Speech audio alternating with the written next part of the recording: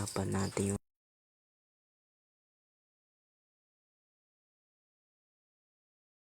gamit nyo yung Bitly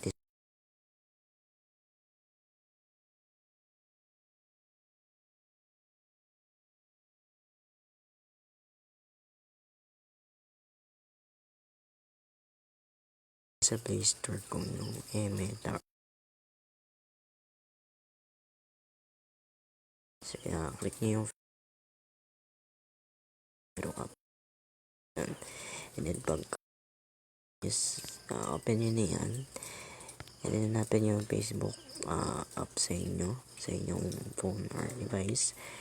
And then, ang latest feature nga pala ni Facebook is yung tungkol sa friends. So, makikita nyo dito pag nandito na kayo sa friends dito. Sa friends yan. Nandyan sa friends.